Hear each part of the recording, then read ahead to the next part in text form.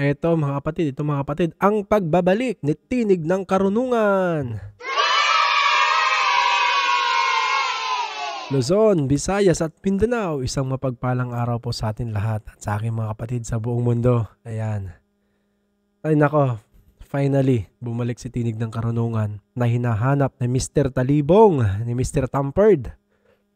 At ang dami ng kwentong ginawa. Nawala na raw, na-report daw, na ang daming kwento. O, di ba? Ganun po kalala. At tamang-tama itong paksa ni Tinig ng Karunungan sa kanyang pagbabalik ay ang mga paggawa ng fake news. O, dito, katulad ng nasabi ko sa huli kong video, na iiwas po tayo sa mga fake news para hindi po tayo madaya. Saktong-sakto talaga ang pagbabalik ni Tinig ng Karunungan. Paano tayo makaiwas sa mga fake news? Yan. O, di ba? Kaya sa mga hindi pa po nakaka-subscribe dyan, yan. Malaking bagay po yan sa amin ng mga gumagawa ng content. Ang yung pag-subscribe at ang pag-share, lalo na po dito sa legit news na hindi fake news. May mga gumagawa diba ng fake news? Oh, yan nga yung maraming views eh. Yung mga trapong vlogger gumagawa ng fake news. Yan, tuloy na po tayo dito bago pa maging fake news din tayo. Sa amin pong pagsasaliksik, ang fake news po pala ay maaaring maglaman ng tatlong uri ng misleading information. Marami po sa ating mga kababayan ginagamit na pong social media platforms para po kumita, maging source of income. Dapat nating malaman kung ano ba yung bumubuo sa fake news. Nang sa gayon, pagka nalaman natin, matulungan po tayo na makapagsuri sa susunod na gagamit po tayo ng social media platforms. Batuhan sila ng batuhan ng mga misleading information para hatakin ng isa't isa pababa. Bagay na hindi talaga natin dapat ikatuwa dahil sa ang nare-reflect niyan ay yung sistema na nangyayari dito sa Pilipinas. At sino ba ang naninirahan sa Pilipinas? Hindi po ba tayo rin?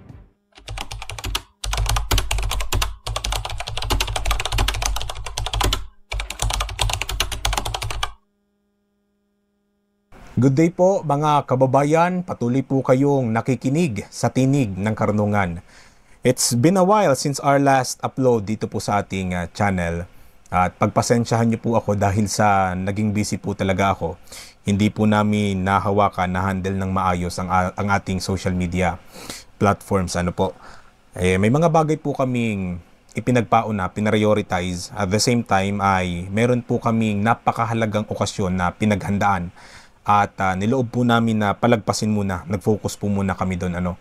At ngayong tapos na, sa bahagi po namin, tuloy-tuloy po tayo sa pagbabahagi po ng mga kaalaman at karunungan na makakatulong po sa ating mga kababayan. At sa akin pong pagbabalik ni Tinig ng Karunungan, napansin ko kasi na this past few weeks talagang napakaseryoso na ng usapin when it comes to fake news.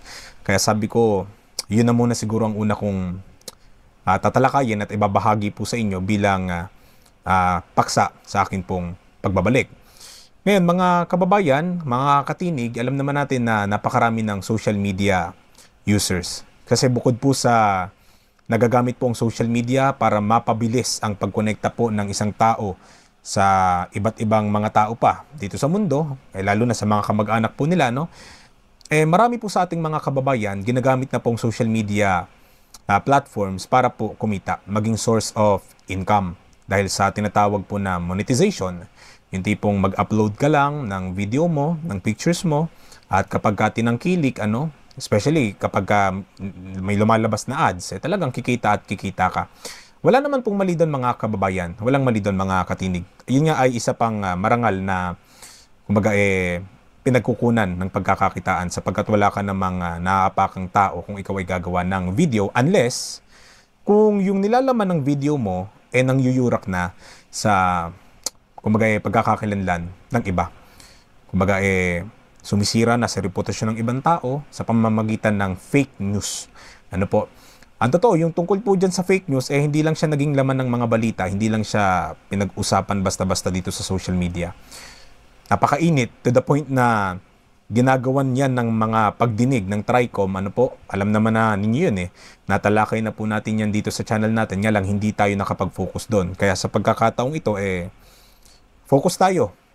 Magbibigay po ako ng mga kaalaman tungkol po sa paglaganap ng fake news at ano ba yung mga nilalaman ng fake news na iyan. Ano-ano yung pinagkakaiba nun. Kumbaga yung tinatawag na mga misleading information. Kasi dapat nating malaman kung ano ba yung bumubuo sa fake news. Nang sa gayon, pagka nalaman natin, matulungan po tayo na makapagsuri sa susunod na gagamit po tayo ng social media platforms. Ano po? Ngayon, mga kababayan, mga katinig sa amin pong pagsasaliksik, ang fake news po pala ay maaaring maglaman ng 3 uri ng misleading information. Kapag sinabing misleading, naglalayon yun na dayain ang ibang tao o dalhin sa negatibo o maling landas. At ang isa po sa 3 uri ng misleading information, unang-una po dyan ay ang disinformation. Ang sabi po sa aming nasaliksik, disinformation, false information that is deliberately created and spread to deceive or manipulate people. Yung disinformation po, ito po yung mga impormasyon na pinapakalat, ipinagsasabi, ikinikwento, at kapag sa social media ay ipinopost para po mang manipula o mandaya ng mga kapwa nila tao. Yung mga yung taong yun, alam naman niya kung ano talaga yung totoo. Pero para madaya niya yung kapwa-tao niya, para maloko niya, ang gagawin niya, pipilipitin niya kung ano yung katotohanan. Kung ano yung real information, babalik ta rin niya yun. At yun yung ipapakalat niya. Ano po? الناس في رمضان أطباع. Ay, grabe pangyayari. Napanood nyo ba? Napanood nyo? Kayo nang humusga. Mamaya, ito yung sunod ko na video.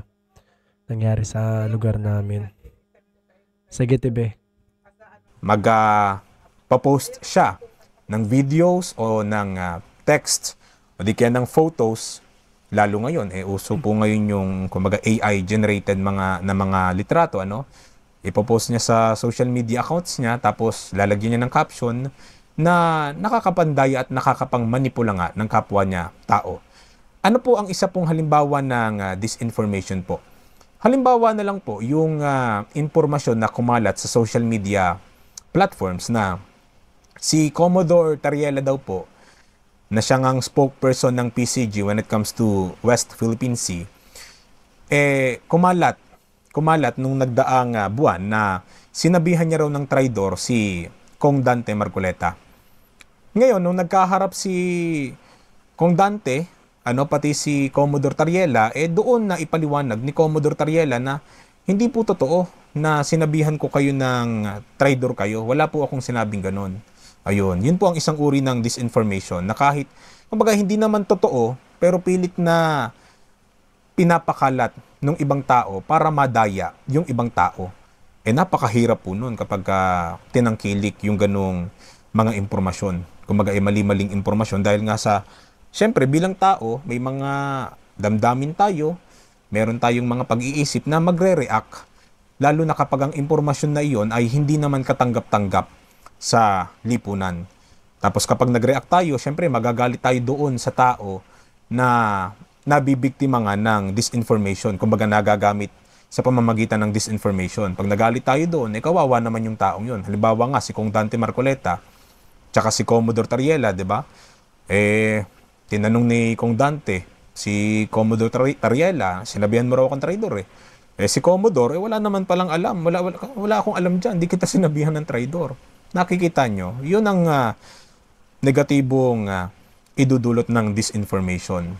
Alam na alam lalo yan ng mga marites, Kumbaga, nung panahon nga ng mga nanay natin, nung hindi pa uso ang social media, doon pa lumalaganap yung mga fake news. Sasabihin nung fake news, nung nabibiktima ng fake news, huwag ka maniwala dyan, chismis lang yan. Diba? Sa panahon natin, marites lang yan. Yun ang disinformation. Bueno, sunod tayo. Yung pangalawa naman po, yung tinatawag naman na misinformation. Ang sabi po, sa nasaliksik namin, misinformation, false or misleading information that is shared without harmful intent, often due to misunderstanding or lack of verification. Kung yung disinformation po ay alam nung taong nagpapakalat na kung ano yung totoo, tas pipilipitin niya nga, eto namang misinformation, yung pinagmulan ng impormasyon, hindi niya rin alam na mali pala yung impormasyon na kanyang nasagap, tapos ipinakalat pa niya. Ang isa sa mababaw at madaling unawain po na halimbawa dyan, halimbawa, tingin ko naman, wala namang kaso ng ganito, tingin ko, pero halimbawa lang natin, merong isang science teacher na nagturo sa klase niya. Tapos ay ang itinuro niya sa mga estudyante niya, ang Pluto ay planeta. Yun ay misinformation na po. Bakit siya naging misinformation? Kasi po ang Pluto ay hindi na po planeta. Dahil sa na-reclassify na po siya. Dahil hindi po naabot ng Pluto yung criteria para po maituring siya bilang planeta. Ngayon, nung na-reclassify po siya, napahanay na lang po siya doon sa mga tinatawag na dwarf planet. Ngayon, doon na papasok yung misinformation na hindi alam pala ng science teacher na na-reclassify na pala yung Pluto. Kaya nung itinuro niya na ang Pluto ay planeta pa rin, nagpakalat na siya ng maling impormasyon, ng misinformation doon sa mga estudyante niya. Ngayon, yung mga estudyante niya naman, syempre, yun ang paniniwalaan dahil sa teacher niya yun, ang mangyayari, pagka ibinahagi rin ng mga estudyante yun sa mga kaibigan nila na, ang pinakamalayong planeta daw ay ang Pluto. Doon na makakalat ang misinformation. Yan ay sa academics pa lang. Paano na kapag social issue na ang pinag-uusapan, di po ba? Kaya talagang mauunawaan mo yung away politika ngayon na ito ang unang-unang ginagamit yung disinformation tsaka misinformation. Batuhan sila ng batuhan ng mga misleading information para hatakin ng isa't isa pababa. Bagay na hindi talaga natin dapat ikatuwa dahil sa ang nare-reflect niyan ay yung sistema na nangyayari dito sa Pilipinas. At sino ba ang naninirahan sa Pilipinas? Hindi po ba tayo rin? Kaya sa atin din naman ang reflect niyan. Kumbaga, pagka pinagtawanan ng ibang bansa ang Pilipinas dahil sa nangyayari ngayon, tayo rin ang pinagtatawanan nila. Dahil tayo ang mamamayan dito. Ika nga, teritoryo mo, dapat responsable ka dyan. Di po ba? Ngayon, ano naman yung ikatlo doon sa misleading information na maaaring maging laman ng misleading information na talagang napakadelikado? Yung tinatawag naman po na malinformation. Yung malinformation naman po, ang sabi dito, information that is based on truth but used maliciously to harm someone or a group. Ito yung mga impormasyon na may katotohanan pero ipinapakalat ng mga tao laban sa ibang tao na may kalakip na malisyosong konteksto para siraan ang isang tao o ang isang grupo.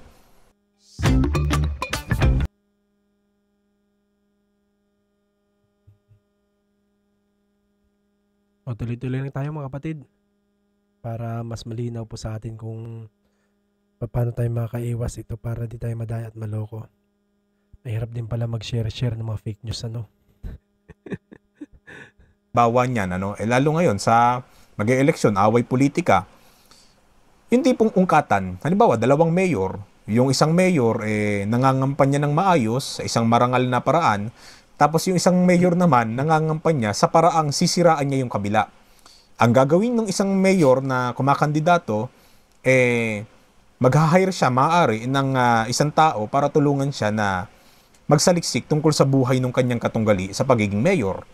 Ngayon, nalaman nila na ito palang si kalaban ko sa pagiging mayor, meron pala itong kabit o meron pala itong second family.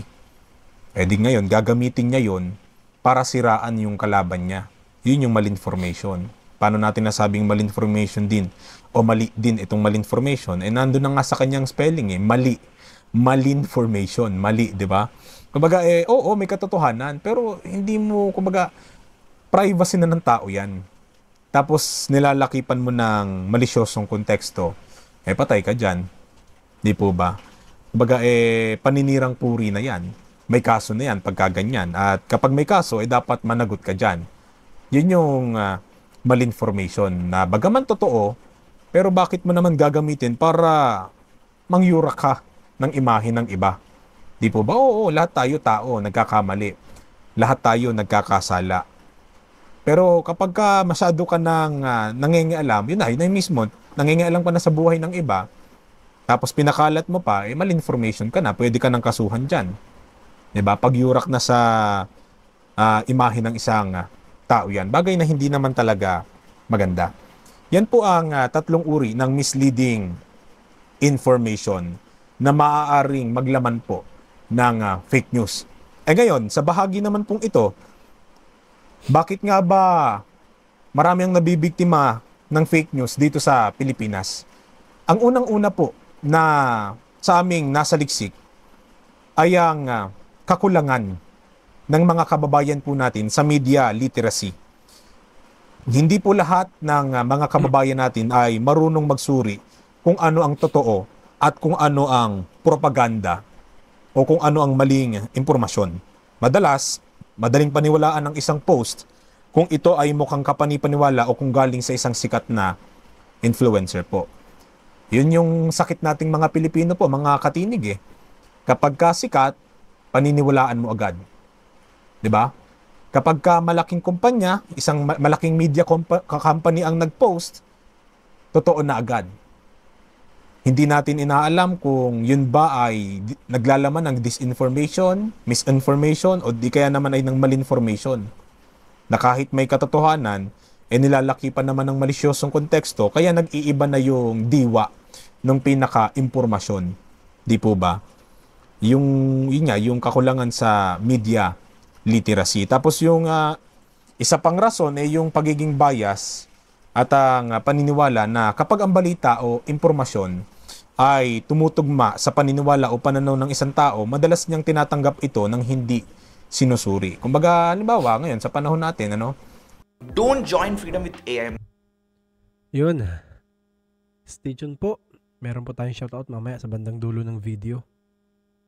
Sa mga nag-comment po sa last video ko, yan, may shoutout po kayo sigurado. Kampi-kampi nga. May mga, kumbaga hating-hati na nga mga kababayan natin. Merong panig sa gantong partido, may panig sa gantong partido. Kaya kapag lumabas ang isang balita, at yung balitang yon ay merong kaugnayan dito sa isang partido, yung mga naniniwala po dun sa partidong yun, lalo kapag negative yung information na binalita, hindi niya na paniniwalaan yun. Bakit? Syempre, kandidato niya yun Yun ang pinaniniwalaan niya Kaya hindi niya nasusuriin yun. Ang nakapasok agad sa utak niya, fake news yan, paninira yan. Hindi niya na para suriin pa kung ano yan. Diba? Ngayon, ano pang isang dahilan? Kaya lumalaganap ang fake news at marami ang nabibiktima. Marami po sa mga kababayan natin madaling maapektuhan ng emosyon. Ang mga fake news po ay madalas gumagamit ng sensationalized headlines o dramatic storytelling para mag-trigger ng matinding emosyon tulad ng takot, galit o awa, kaya madaling paniwalaan. Alam nyo mga kababayan, mga katinig, dito kayo maging matalino. Lalo sa mga artikulo na nababasa po natin sa social media platforms, yung tipong paglabas nung balita, headline lang ang nakalagay. Tapos yung headline na yon hindi tumugma sa pinaniniwalaan natin, galit na galit agad tayo. Magre-react agad tayo, tapos magko-comment agad tayo, ay, di totoo yan, bias po kayo, bias kayo. Mga ganito kayong tao, ganyang uri kayo ng tao. Tapos ang hindi niya alam, meron palang ibang konteksto yon sa loob ng artikulo kapag binasa niya. Ngayon, dahil sa pinangunahan nga siya ng emosyon niya, hindi niya nakinlik yung pinaka-article para sana basahin yung kabuuan. Doon agad siya bumatay sa pinaka-headline lang. Halimbawa, ang headline binatilyo, pinakulong ang ama, ang magulang. Diba? Ngayon, syempre, marami ang magulang, ang emosyon, talagang grabe ang batang yan, grabe ang anak na yan, walang utang na loob, ganyan. Ang hindi nila alam, pag kinlik nila yung article, nasa loob pala, sinasalbahin na pala nung magulang yung bata. May mga bagay na labag na sa batas, na talagang matindi ang paglabag sa batas na ginagawa ng magulang sa bata. O imbis na maunawaan natin yung panig nung nahusgahan agad natin. Di po ba? Yun yung isa sa mga rason kung bakit ang Pilipino ay madaling mabiktima ng fake news. Sila na mismo yung nagbibigay ng dahilan sa kanilang sarili para mabiktima sila ng mga impormasyon na mali nilang natatanggap ang konteksto. Di po ba? Kaya mga kababayan, mga katinig, maging matalino po tayo sa lahat ng oras, lalo na sa paglaganap ng mga teknolohiya ng social media. Hindi lang basta maging matalino, kundi kasama po dyan ay maging mapanuri po tayo at maging mapagpaunawa sa mga bagay na nakikita natin, nababasa natin online, napapanood natin sa internet. Maging maingat po tayo, doble ingat po tayo dyan para sa gayon na hindi tayo na dadamay sa paglaganap ng mga maling impormasyon, kundi nandun lang tayo sa kung ano ang katotohanan ng nangyayari sa ating lipunan. Hanggang dyan po, mga katinig, mga kababayan, hanggang sa susunod po na talakayan. Paalam. Sa amin pong pagsasaliksik.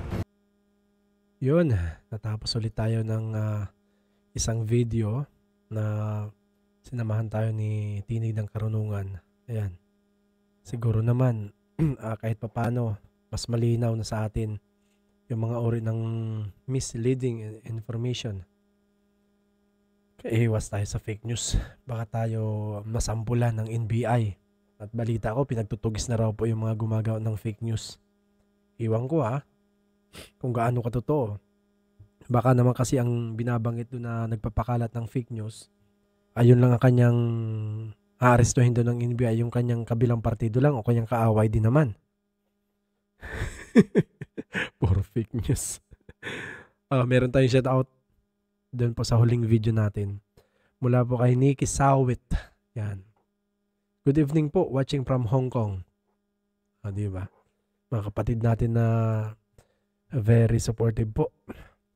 Yan, mga kapatid, lagi po tayo mag-ingat.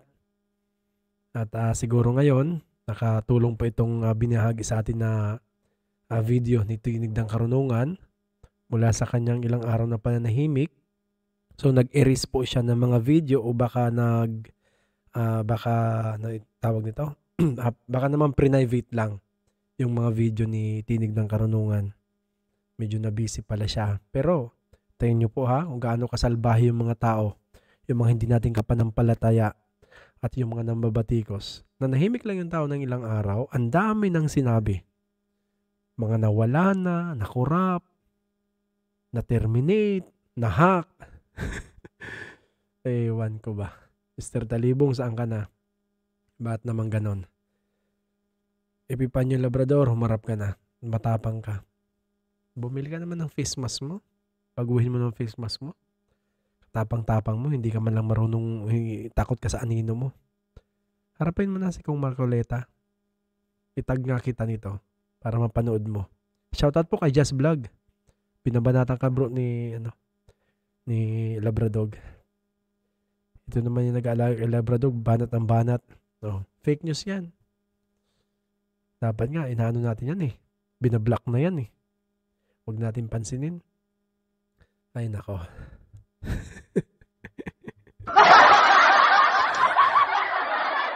Sige na po mga kapatid.